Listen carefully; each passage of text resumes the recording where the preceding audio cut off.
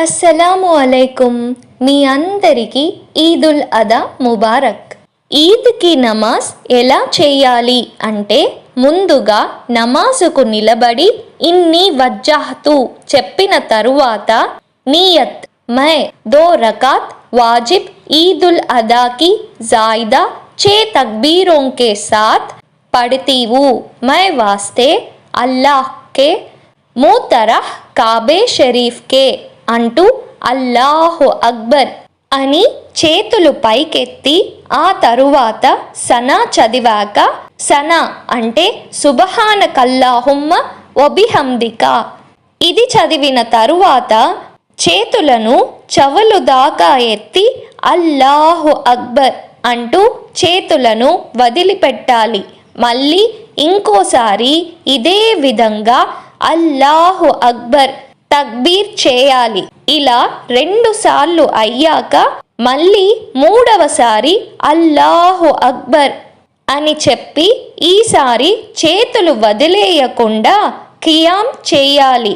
అంటే సూరా ఫాతిహా, ఆ తరువాత ఖురాన్లోని మరో సూర ఏదైనా చదివాక ఆ తరువాత రుకు సజ్దా చేసి 2వ రకాతులో నిలబడి ఖియాం చేసిన తరువాత, అంటే సూరా ఫాతిహా మరో సూర చదివాక మళ్ళీ చేతులను చెవులు దాకా ఎత్తి అల్లాహు అక్బర్ అంటూ చేతులను వదిలిపెట్టాలి.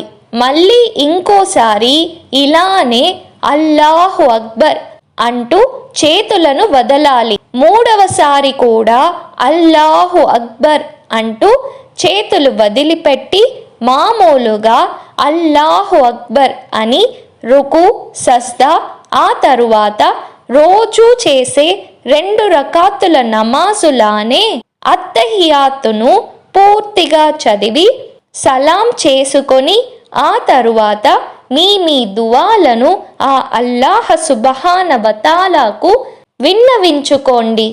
ఇలా మీ ఈద్ నమాజ్ పూర్తి అవుతుంది. జజాకల్లాహ్ ఖైర్.